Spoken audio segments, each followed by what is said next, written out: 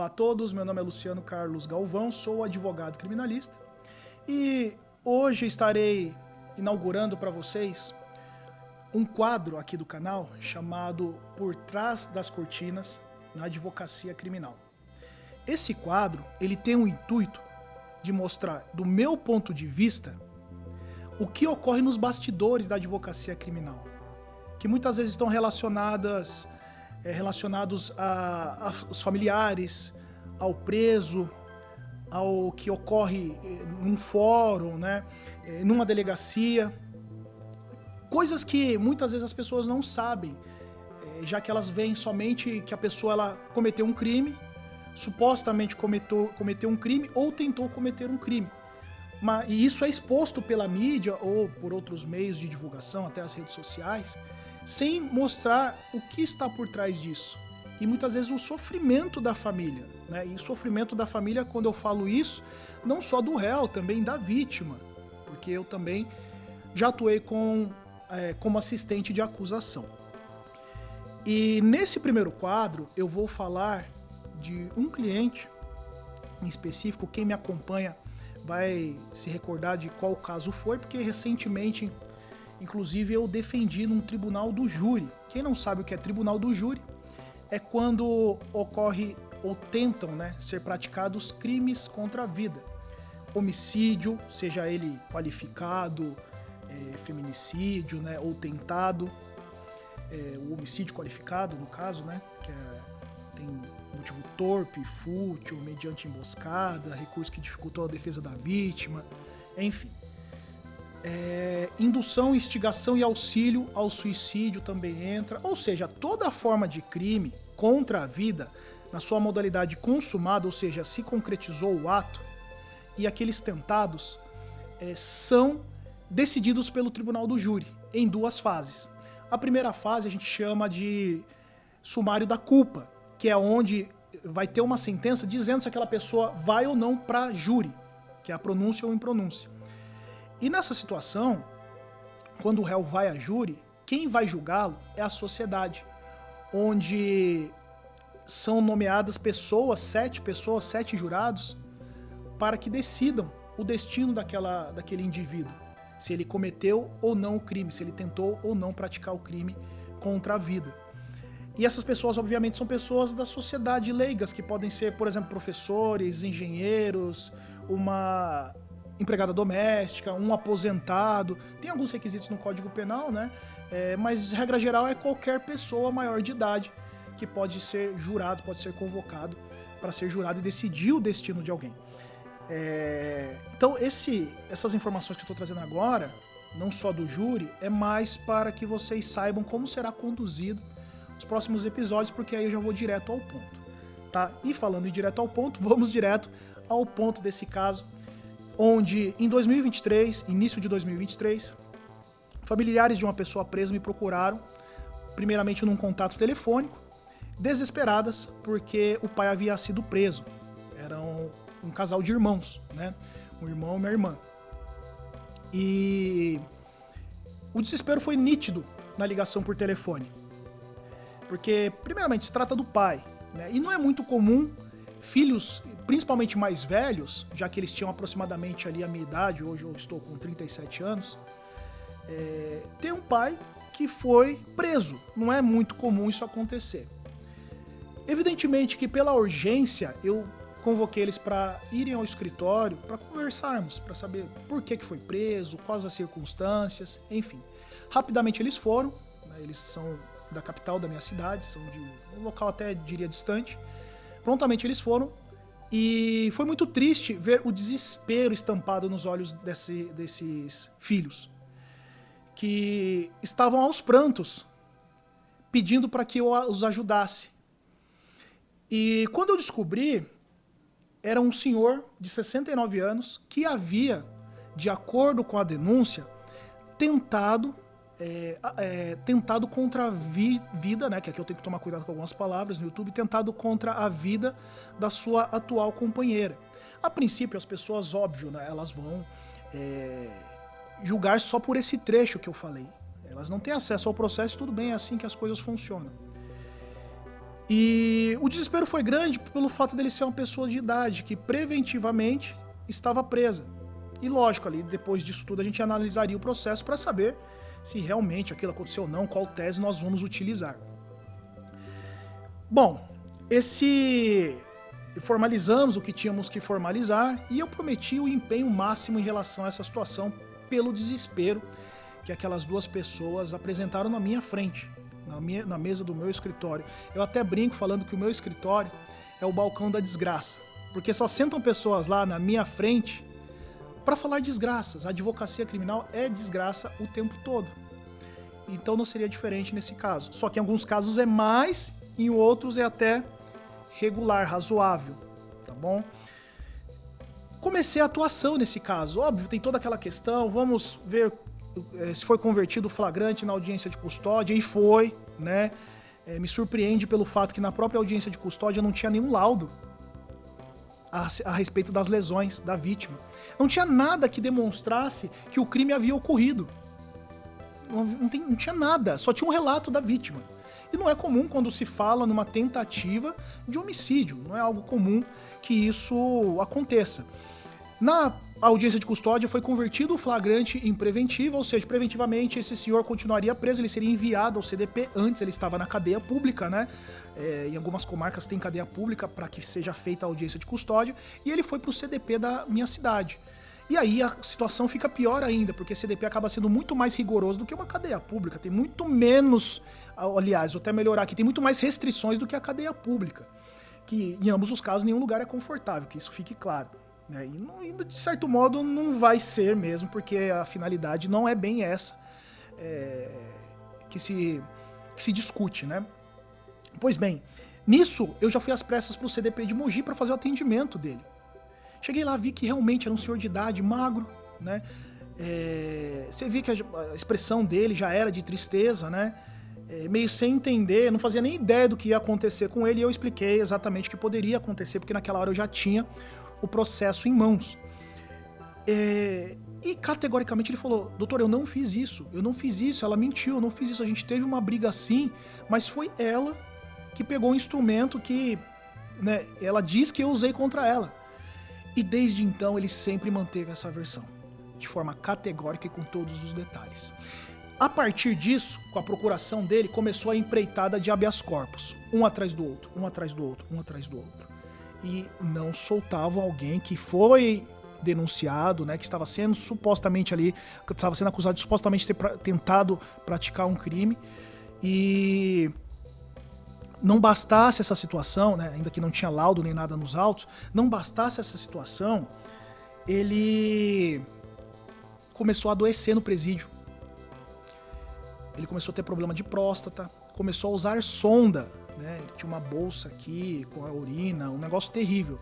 Quando eu ia atendê-lo, eu ficava extremamente desolado, porque chegou num patamar que, em paralelo, eu estava no processo dele, atuando da forma que tinha que atuar, protocolando habeas corpus, fazendo sustentações orais para deixar de forma mais clara por que ele precisava responder esse delito em liberdade. Ele estava definhando no presídio. E em todo momento que eu tinha contato com ele, com os familiares, eu ficava pensando: que dia que eu vou juntar o atestado de óbito desse senhor nos autos e pedir para o processo ser extinto? Parece que aquilo estava cada vez mais próximo. E em habeas corpus dos diversos que eu protocolei, um deles, que eu fiz sustentação oral também, o procurador de justiça, que é um membro do Ministério Público em segundo grau, entendeu o que eu queria dizer. Falar: olha, o Estado não consegue cuidar desse senhor, ele está com sérios problemas de saúde, né? Nós, quando atuamos num processo criminal, a gente sofre com uma questão que é muito complicada. Os juízes e a promotoria, muitas vezes, só veem o papel, só vê o que está ali. Eles veem de forma fria o processo. Diferente de mim e dos familiares. Eu ia até o presídio atender esse senhor, eu vi o quanto ele estava debilitado. E eu não posso nem tirar uma foto lá, isso eu aleguei no meu habeas corpus. Eu falei: eu não consigo, o Estado cerceia tanto a nossa atuação em muitos casos que eu não consigo falar: posso tirar uma foto desse senhor para eu juntar no processo e falar, olha, ele tá morrendo dentro do presídio. A qualquer momento esse senhor vai ter uma complicação, porque já ocorreram intercorrências. De eu ir atendê-lo, salvo engano, os familiares também, e falar que ele não tá na unidade porque precisou ser levado às pressas pro hospital. Então, eu tinha muito medo, assim como os familiares, porque ele era uma pessoa que trabalhou a vida inteira, criou os filhos, cuidou da família, até a ex-mulher dele tinha um bom relacionamento com ele, que foram casados acho que durante 20 anos. Então não era alguém dedicado ao crime, não devia estar presa, não só por isso, mas pela falta de laudos que não tinham no processo mostrando que ocorreram aquelas lesões, não tinha perícia, não tinha absolutamente nada. E também pelo fato da pessoa dele, né? O fato da pessoa dele. Aliás, perdão, pelo fato de saúde dele. Então eram os 3 os motivos pelos quais ele poderia responder em liberdade, inclusive porque ele não ia morar mais nem no mesmo endereço, ele ia para a capital, muito distante da suposta vítima. Então, nesse habeas corpus, o procurador de justiça entendeu, ele até fez as alegações dele de forma brilhante, né? Falou que o Estado não tem como cuidar do senhor Valério, que existem situações que são apresentadas na mídia, que são infinitamente piores, e de certo modo com provas robustas, que as pessoas estavam na rua. E não vamos nem falar aqui do meio político, né? Como que funcionam essas questões. E disse que ele não tinha que estar preso, que esse senhor estava largado às traças dentro de uma unidade prisional. Só que aí, infelizmente, o desembargador deu as suas razões, negando o habeas corpus, né? E uma frase que eu nunca vou esquecer, ele falou assim: entre a vítima e o réu, eu vou ficar com a vítima. E por que eu não vou esquecer? Porque ali ficou muito claro que ele só veio o papel. Se eu pudesse ao menos tirar uma foto ou registrar as condições que ele estava no presídio, talvez fosse diferente essa decisão. Então continuamos em diversos habeas corpus, pegamos relatórios da unidade de saúde que deu um bolo de folhas. Juntamos tudo isso no processo em primeiro grau, promotoria negava, opinava contra o pedido, o juiz de primeiro grau negava a liberdade provisória, subia habeas corpus, negavam a liminar, analisavam o mérito, negavam também, subia para o STJ, negava a liminar, negava o mérito, subia para o STF. Esse caminho foi feito diversas vezes e o tempo ia passando e o processo dele demorando e a minha situação, né, o meu anseio ficava cada dia pior, porque eu estava vendo um dia que ele ia definhar, ter uma intercorrência, algum problema, uma infecção na unidade prisional, ainda que ele estivesse sendo observado pela direção de saúde, e ele ia falecer, né? E aí já aconteceu casos onde eu tive que juntar a certidão de óbito de cliente para pedir a extinção do processo. E muitas vezes, aqui eu relato, essa pessoa não tinha condições de estar na unidade sendo tratada pela unidade. Só que o Estado virou as costas e a pessoa faleceu lá dentro, né? E como que fica nós como advogados em situações como essa? Pois bem, o processo ocorreu, eu continuei batalhando da forma que podia até ele ser enviado para o júri. Só que no júri, eu pensei a seguinte coisa: agora todo mundo vai ver como ele está. E enquanto isso, a família sofrendo, mandando mensagens, perguntando: doutor, fui visitá-lo, ele tá bem, mas ele não tá entendendo o que tá acontecendo direito. Ia lá, marcava, explicava algumas coisas, falava do que pode ou não pode acontecer daqui pra frente, falava o que dava pra fazer ou não, né? E seguimos assim. Não só eu lutei, como a família lutou também. Família desesperada, desde os filhos à ex-mulher, né? Porque sabiam quem era a pessoa desse senhor, que, como eu disse, trabalhou a vida inteira, cuidou, criou a família, criou os filhos, né? Cuidou da família e estava trabalhando. Mesmo aposentado, ele ainda estava trabalhando para conseguir o dinheirinho dele e estava preso por uma falsa acusação que depois foi comprovada. No júri, eu consegui mostrar para as pessoas. E eu esperei muito por esse momento, porque eu sei que ali seria o único momento onde eu teria oportunidade de fazer o melhor por ele. Então, óbvio que eu não preciso nem dizer que esse júri foi muito tenso, porque se ele viesse a sofrer uma condenação que eu já havia falado que existiria a possibilidade, ele ia ficar muito mais tempo preso. E aí a gente não sabe o que ia acontecer, tá? Então, esse tipo de processo causa muita ansiedade. Muita ansiedade pelos fatores que eu mencionei aqui.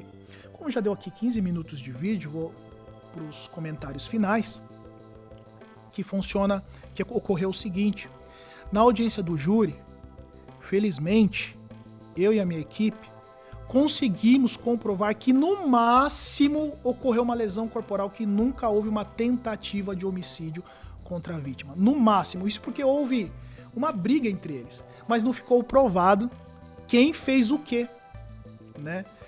E conseguimos uma tese, né, para que ele, se fosse condenado, que fosse só pela lesão corporal. E nessa audiência, a ex-mulher dele estava lá, uma mulher forte, fortíssima, 30 anos de casada, né, então tinha uma consideração absurda. Que de repente o relacionamento dele em dado momento não deu certo, eu não acredito que tenha sido um problema, porque a relação realmente deles era muito boa. Ela é a mãe dos filhos dele, né? E ela estava lá, uma senhora firme no seu propósito de ajudar aquela pessoa que durante muitos anos foi companheiro dela. Aquilo para mim foi muito emocionante. Então, quando saiu a sentença foi lida em plenário, todos ficaram muito emocionados, né? Todos ficaram muito emocionados. Conseguimos, ainda que não fosse absolvição, mas conseguimos que fosse uma lesão corporal. E ele foi solto. 1 ano e 7 meses depois, passando por diversos problemas de saúde, e eu, como advogado, batalhando para tentar tirar ele de lá de dentro, com inúmeros laudos mostrando que ele precisava ser tratado fora da unidade. Diferente da vítima, que não tinha laudo, né? Aliás, tinha um laudo que era completamente vazio, digamos assim. E quando eu falei para ele, né, deu para ver que ele ficou emocionado. É um senhor turrão, né, mas ficou emocionado.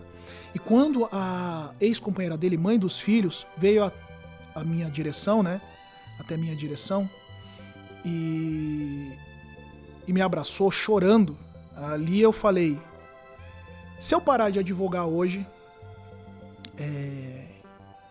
eu venci, né?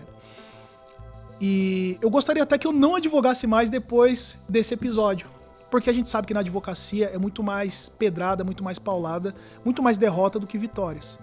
Então, foi um caso muito complexo para mim, muito pesado.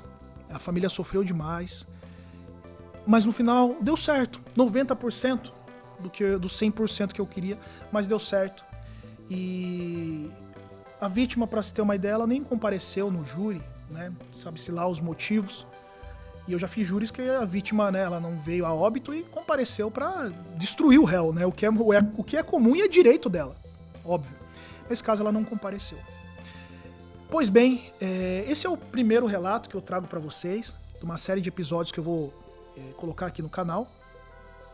E o próximo, eu vou falar de um cliente, um caso, né, que pouco antes, que foi preso, o rapaz foi preso pouco antes dele, um pouco depois, aliás, de eu conseguir a liberdade dele, a mãe dele veio a óbito. E aí eu tinha era uma luta contra o tempo, pela situação clínica dela. Era uma luta contra o tempo. Então, no próximo episódio eu vou narrar sobre esse rapaz e como que foi o caso dele, o que aconteceu nos bastidores, tá bom? É isso, pessoal. Sigam, né, se inscrevam, comentem, compartilhem. Deem sugestões também aqui nos comentários de quais conteúdos vocês gostariam de assistir aqui também no canal, pra gente alimentar os conteúdos dessa plataforma. Tem muita coisa que muita gente nem faz ideia e eu gostaria de falar sobre essas coisas. Beleza? Valeu, até a próxima.